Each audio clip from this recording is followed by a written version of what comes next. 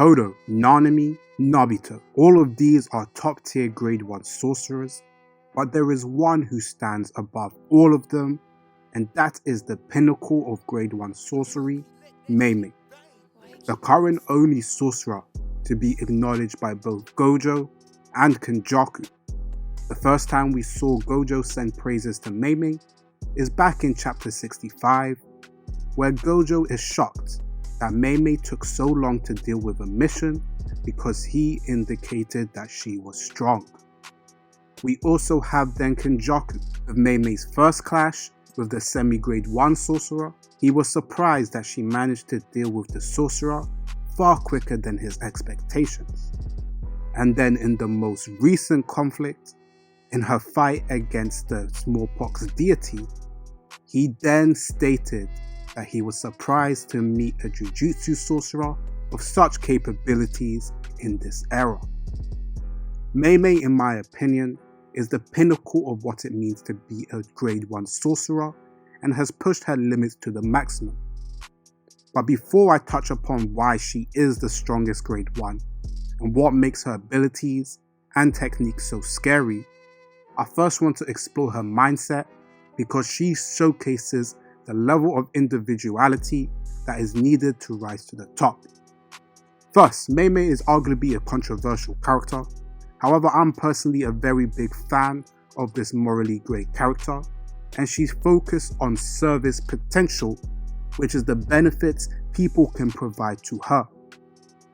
Her whole mindset is surrounded upon money and how much money she can make from certain deeds, and this gives her a very consistent mindset with the fact that we know what side she'll play, the one who can give her the most money available. The idea of service potential is very demonizing, especially in a series where these jujutsu sorcerers are selfless in dealing with curses at the expense of their lives. However, Mei Mei is the complete opposite. She's very relaxed, very cool, calm and collected, but she focuses on making the most amount of money properly and is a person who's focused on their bag at the highest regard. I think this dilemma is interesting. Not only, like I said, is her ideology very consistent, but because of this she can easily play both sides of the coin, with being an ally and also being a person against our respective castes. One of the most interesting scenarios we got was after her extermination of the smallpox deity. We saw that the fight between her and kenjaku was off-screen. There could potentially be some sort of communication that they had, which has caused her to completely disengage in that potential clash and has focused on something that could make her more money. But because of this, I think it makes her a strong combatant. She's extremely selfish and as well as uses her brother to maximum utility. She only allows him to use his technique when she says so, and by doing so this gives her a whole new utility in fights, which makes her the strongest grade 1 sorcerer in my opinion. But now let's begin to talk about her ability, because as she said herself, her technique herself is not very strong. However, she has pushed herself to maximize her abilities. Her technique is blackbird manipulation, and this technique allows her the ability to imbue crows with curse energy and control them. She also can control multiple birds at the same time from a great distance, and one thing that adds to her utility is she can share the vision with the birds, giving her a good use of utility and surveillance, allowing her to scout their enemies before combat. But as she said, if we go back to chapter 98, she talks about the fact that her technique is weak. But because of this, she trained as hard as she could when she was young to be even effective without curse technique. She maximized her utility of curse energy manipulation and pushed herself to the absolute maximum to be able to reinforce her body and enhance her curse energy. However, like she said, there is a cap to doing so, and if you go too far you would end up being crushed because of that. So by doing so, after she pushed herself to the maximum in curse energy, she used that ability to go back and then to master her curse technique. And as she said, this is how she bloomed into the grade 1 sorcerer that she is today. But to take it one step further, because just having crows attacking people wouldn't necessarily be something of significance to be of huge damage to other sorcerers and curses.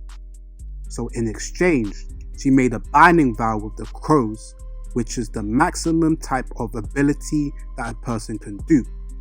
To maximize a binding vow, the trade-off is death.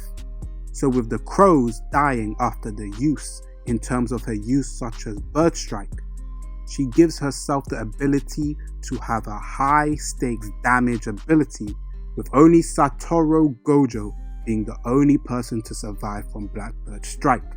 Now I'ma keep it real, even though this is great for my agenda to push that Mei Mei is the strongest, I hate this quote with a passion, because I do not believe Mei Mei was going around asking every sorcerer, can I test Blackbird manipulation and see if you could survive.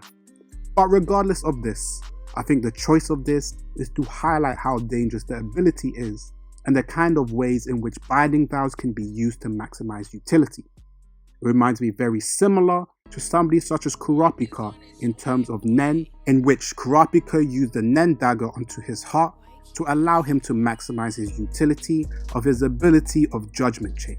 But to further push onto why Mei Mei is so strong, is her hand-to-hand combat is elite, as well as her own curse energy reinforcement. As I stated, her maximizing it to the fullest allows her to not only embed her curse technique with high levels of curse energy, she has high level reserves as well. She's able to imbue this curse energy into her ability, which allows her to have high level damage, as well as in tandem high ability of close quarter combat, in tandem with her high IQ. One thing I think that is very underrated, she was propped as the leader into the Shibuya incident when they wanted to go rescue Gojo.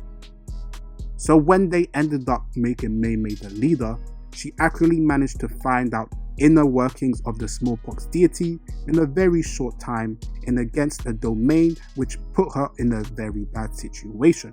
We can also talk about the help that she had from her brother, but being able to utilize people around her and put herself in the best situation, it showcases why she's so strong, because she can dispense people at any time.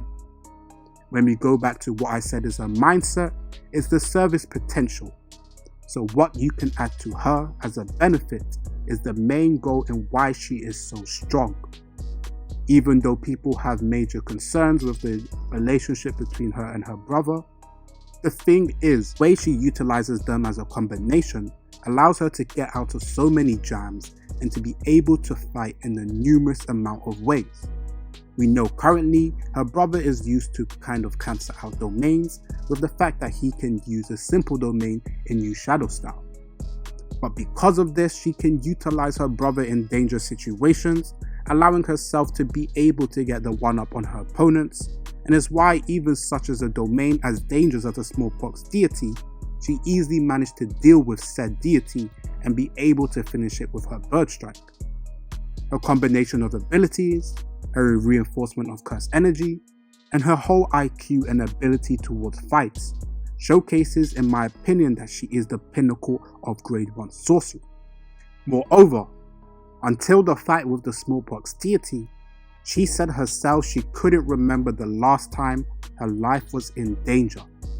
This could indicate to us that she never really had too much problems defeating previous curses or sorcerers, or being in a situation where she was injured over a long period of time. And with her effortlessly defeating the curse user Ebina, we could showcase how she is dangerous sorcerer who is the pinnacle of grade 1 sorcery, being able to utilize everything around her and maximize her technique to the fullest.